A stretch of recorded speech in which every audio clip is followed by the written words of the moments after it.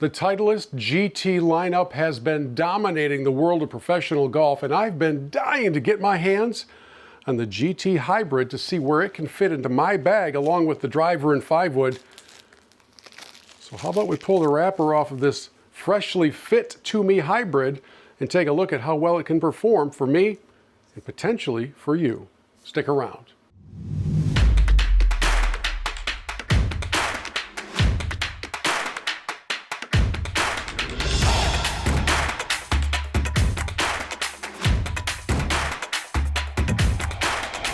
Hi friends, Bill here. Welcome inside the MGL Sim Studio, and I could not be more excited because today we're going to introduce you to the newest family member in the Titleist GT lineup as they have brought out the hybrid line.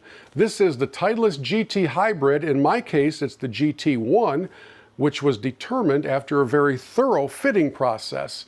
So what we're going to do here in the moments ahead, I'm going to hit some shots here in the sim. We can all study the numbers together. We can all make fun of my swing. We can do all of those things. But along the way, I want you to hear some thoughts and insights from the PGA professional who did my fitting, Kyle Martin from the Fortress Golf Course in Frankenmuth, Michigan, who was the 2024 Michigan PGA Teacher of the Year, and the gentleman on the Titleist team who leads their entire group in the world of hybrids and metalwoods. His name is Tom Fisher. So let's start our feature there, then we'll come back into the sim, take you into the fitting process, hit some shots, and by the time we're done, I think you'll have a pretty good idea for why the Titleist GT Hybrid belongs in your bag. Here's Tom Fisher from the PGA show in January. Yeah, so we got the brand new GT Hybrids. This is the one that I'm holding right now. These hybrids are all about stability and adjustability. And we're introducing new flat weights that we've never put in all three hybrids before. Okay. And all three hybrids have two flat weights that provide a massive boost in forgiveness. And also, if you have two weights, you then can move CG around, which unlocks performance for all golfers. So very few hybrids have that adjustability to them. We're the only brand that actually has, adjustability in the hosel, head weight adjustability, and CG adjustability in all hybrids. So there is no golfer that we can't fit into a hybrid based on the models, based on the adjustments that we have across the lineup. So we have a really cool fitting philosophy. It's called the 3Ds. So it's around distance, dispersion, and angle of descent. And there is a certain number that we're looking to achieve for you throughout the bag. So we fit people starting exactly with a 7-iron. And for that golfer, we might look at those numbers and understand that, the numbers that we're generating, even on your 7-iron, you're not producing the distance, the dispersion, and more importantly, the angle of descent to stop the ball on the green. So some golfers might need a 7-iron replaced with a hybrid, but we'll go through the fitting process and understand when their irons start becoming what we call unplayable, like they have their longest playable iron, and that might be a 7, 6, 5. In my case, it's a 4-iron. I stop at a 5-iron and I replace my 4-iron with a hybrid, because from my data in our fitting process, I noticed that it broke there. I lost a continuation of the performance. So at that point, through our fitting process, we have 3 wonderful hybrids that we can fit you into: high lofted fairway woods, utility irons, and we've got it all. But these addition of these new GT hybrids gives fitters and golfers a really good option in the hybrid category. So I'm holding the one right here, which is our largest footprint. It's got our deepest CG, which will promote the highest launching out of the 3 of them with the more moderate spin rates. So that is going to be this is playing almost a mini fairway wood in a kind of a hybrid length. I try to do equivalence in my mind. So I have the GT driver and 3-wood and 5-wood. Is it fair to say this one maybe be like a 7-wood sort of a feel? It kind of is, yeah. It launches more like a fairway wood, right? Okay. But it's obviously a shorter length. Our 20 degree is 40.5 inches long, so it's shorter than a 7-wood length, so can give a golfer a bit more control, but the performance of a fairway wood by getting the ball up in the air, the ability to hit it out the rough as well, and to stop the ball on the green as well, coming in at a steeper angle of descent. So, and then obviously with this new forward and back weighting, gives you tons of forgiveness when you put the weight back. When you move the weight forward, it gives you that lower launching, lower spinning flight, maybe for the better golfers that want launch from the head but want to control the spin rate, and you can do that with the weights. And then you're holding the 2 right there. This actually is measured as the most forgiving hybrid Titleist has ever made. Great option for all golfers to fit into. Yeah. One last word of caution and advice. If you're ready to take the plunge into a GT Hybrid, get fitted for it. Absolutely, yeah. We got 3 models as well with the GT3. They all have different low CGs and different spin and launches. And at the end of the day, these hybrids, like high lofted fairways and utilities, are filling a gap. So you've got to go get fit to find the right one that gives you the right distance, the right angle of descent to the green, and covers the gap in your bag. So from your longest playable iron all the way down to your driver, to pretty much. And Titleist, we've got a process to help golfers navigate those waters. While you were watching and listening to the interview with Tom Fisher that we recorded at the PGA show back in January, you were also watching the first stage of my fitting process with Kyle. We began with the GT2 Hybrid, which is sort of the norm, the middle of the road, and a really good baseline for Kyle to learn how well that club would fit for me. And from there, we changed out a couple of weights, we switched to a different shaft, and I just really wasn't able to dial in a comfortable, consistent ball strike and ball flight with the GT2. Well, the good news is there are other options in the GT Hybrid lineup. Okay, my first round, not very good. A lot of user error and corrections to be made. I'm blaming Kyle. I don't know why. He didn't hit any of the shots. What's different now? Same head. What else is different? Same head, significantly lighter shaft. Okay. It's going to provide a little lower kick point. The ball is going to launch a little higher, just more height. Okay. And then I adjusted the sure fit so that the club sits a little bit more upright. More upright will reduce how many shots are pushed. Okay. That's what you think. At least that's what should happen. That's what they tell you in the textbook. Yeah, that felt a lot cleaner. Okay, so we went to 90 feet high, which is great because we're at 191 and 204. Yep. We're kind of looking for somewhere in that 200-yard range. That's the gap we were talking about, right? And I don't think I killed that one, so that felt good though. It is funny, you know, when you talk about a lighter shaft, you're talking grams here. Yeah. But it feels like we went from a cement block to like an aluminum can kind of. I mean, it really is, feels different. I don't know why that is. The easy metaphor I tell people is think about it in terms of pounds instead of grams. Yeah. If I go from 80 grams to 50 grams, that's 80 pounds to 50 pounds. It's a lot different. Now if I can just get myself straightened out and stop blocking them over there. But that's, so that one wasn't quite as high because I chunked into it.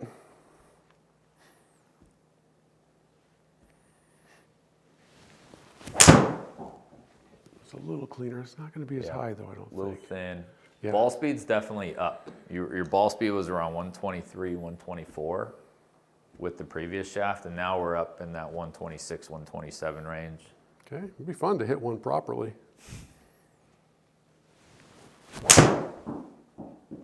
Yeah, same thing, just a little thin. But the kicker is that when you hit it thin, you hit it low in the face, the ball will tend to spin more. Okay. If you hit it high in the face, the ball tends to spin less. And so if your tendency is a little bit more of a thin miss, Yeah. we're going to get away with it in terms of the gap between carry and total. So the deeper we got into this fitting session and the more adjustments we made to this particular model of the GT hybrids, you can see a very distinct pattern to my ball flight. Everything was going out to the right. Everything was going out to the right. Now, some of that could have to do with my own alignment issues, and some of it might have to do with the weight of the shaft, the head of the hybrid. So there are so many different variations and options to explore in a good fitting session. It's one of the things that I really appreciate about Kyle is that his fittings are very, very thorough, which leads us to our final stop on the tour of the Titleist GT Hybrids and the one that has found its way into my bag. So I now have in my hands the Titleist GT1 Hybrid, and I don't know how clearly you can tell on camera, but it is a much bigger head. It's probably 7 wood mentally kind of a thing compared to what truly felt like a hybrid. And then you picked a shaft that's kind of in between what we started with and what we just used. Right. So the original shaft that I had you in, the hazardous black, was 80 grams. It's called hazardous? Hazardous. No wonder yeah. I was hitting people on the right side of the golf course. So they have a few different options within the hazardous family. It's a Project X shaft. Then we went to a speed mesh. That was a 50-gram shaft. Okay. So super, super light Right. in terms of typical weight for a hybrid shaft. This is a 65-gram, and so it's right in the middle of where we were. But I think that combined with the launch of the GT1 hybrid will be a big advantage for you. Now, you've been doing some hybrid fittings. Which model has been the winner most often? Definitely the one. Okay, Yeah. interesting. I mean, I don't honestly. I haven't fit anybody into the 3 yet, but I'm typically dealing with players that really need forgiveness and higher launch. Yeah. When we get into players with incredibly fast speed that want that penetrating ball flight, Yeah. compared to the GT1, the 3 would be a great option. Gotcha. Okay. Well, let's see if we can get her straightened out here.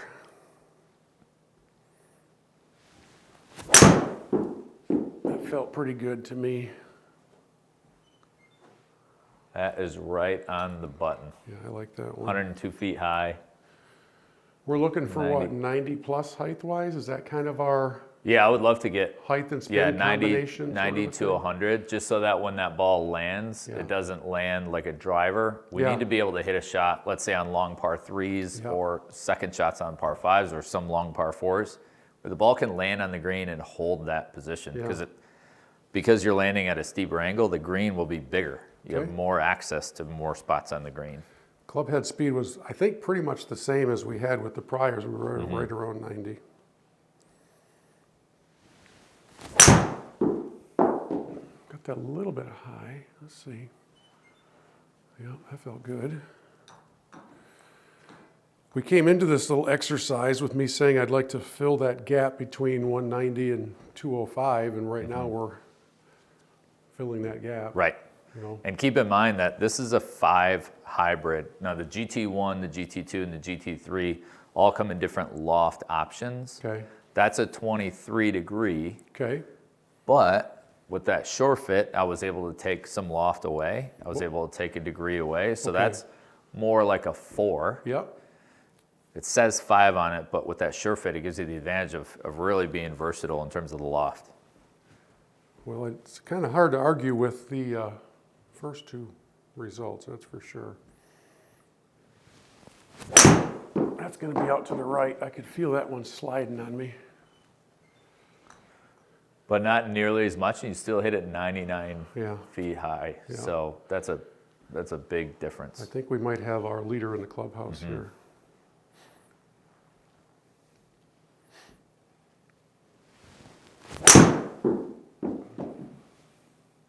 That was excellent. That felt good. That's exactly 199, 213, 95 feet high, 4,000 spin. Yeah, I'm in love.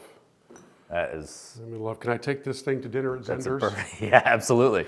Candlelit dinner. No, that was nice. And I actually was able to turn it a little bit, which I've been working on and still getting there.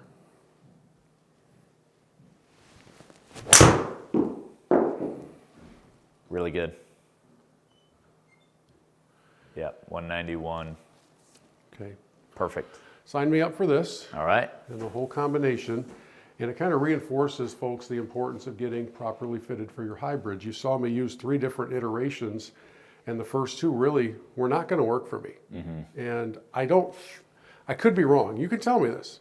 I don't think I changed a lot in what we just did. No, it was my job. That's Well, where club fitting comes in. Yeah, is- but I mean, I was missing 30 yards right with Yeah. the first 2. Was that mostly related to shaft weight and that kind of thing, and not getting the timing where I'm used to it being? Yeah, it's all about weight and bend profile, and then matching that up with the settings and the head style that we need to perform optimally for you.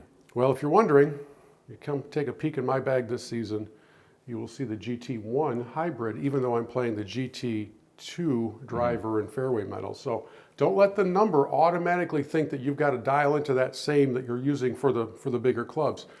A fitting process may very well tell you something different, and the data and the ball flight kind of proves my case. So, Kyle, thank you. You're welcome. Good to see you. Good to see you.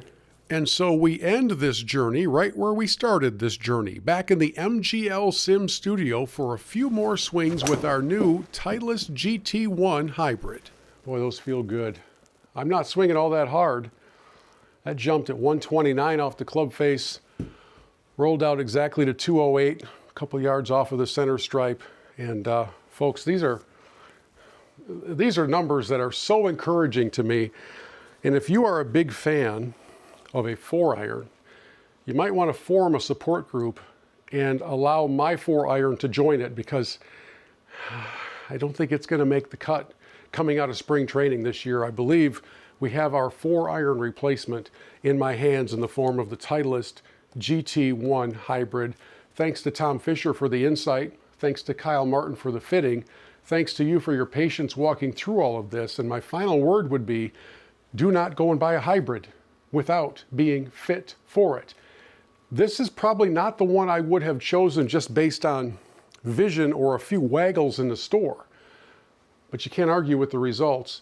And we walked through all of the other options, and this one easily won the race for a place in my bag. Thanks for watching. Hope you'll subscribe to the channel. We'll see you next time as we continue our journey in trying to get better at this crazy game.